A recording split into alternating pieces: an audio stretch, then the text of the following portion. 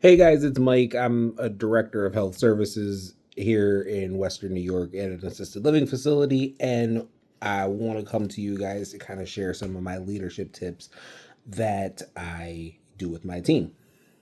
So, the first team building exercise that I generally do with my team is called Don't Drop Cupcake. With Don't Drop Cupcake, I bring my team and I put them into a circle and I have them introduce themselves and how long they've been here at the team. I then introduce a larger softball.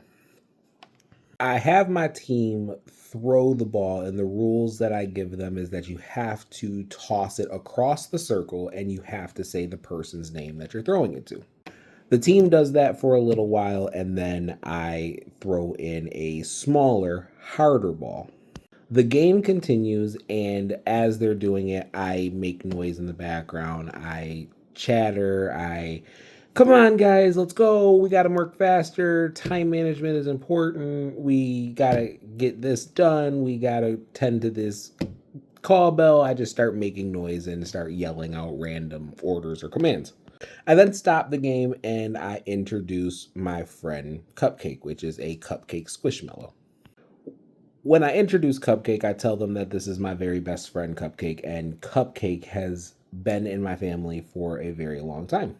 I tell them that I put Cupcake on the highest pedestal and I don't allow Cupcake to ever touch the ground. As I introduce them to my friend Cupcake, I ask my team to all say, "Hi, Cupcake." This is silly, but what it does is it gets people to be silly and then it gets them to laugh. And when you laugh, you are getting oxygen to your brain. I then tell my team that they're going to continue to toss the bigger and the smaller ball, but they're also going to toss Cupcake around the circle in the same fashion. I tell them that everybody has to touch Cupcake at least once for the game to end. Because Cupcake can never touch the ground, if Cupcake falls on the ground while they're tossing it, whether the person tossed it too far, too short, or the person receiving it didn't catch it, the game has to start over until everyone has touched Cupcake once without him touching the ground in the same round. But the team starts going, and as they're throwing the big ball, the small ball, the Cupcake, I'm still in the background flickering the lights, making noise, yelling, shouting out commands. Sometimes I even bring pots and pans and I'll bang pots and pans.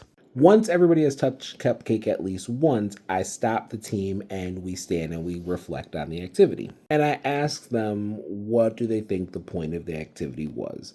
And most often they say, oh, to get to know everybody, to show teamwork, all of those things. And those are all valid points, but the activity boils down to no matter what distractions come our way throughout the day, no matter how big or how small, how easy or how hard, our number one goal has to remain focused on the agenda at hand, and that is our residents.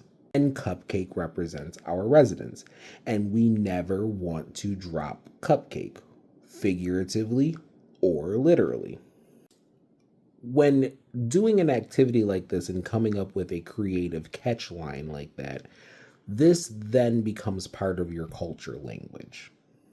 So my team will literally walk around and say, I didn't want to drop Cupcake, so this is how I handled the situation. When they're holding each other accountable, they'll say to each other, we can't drop Cupcake. This is how activity becomes culture.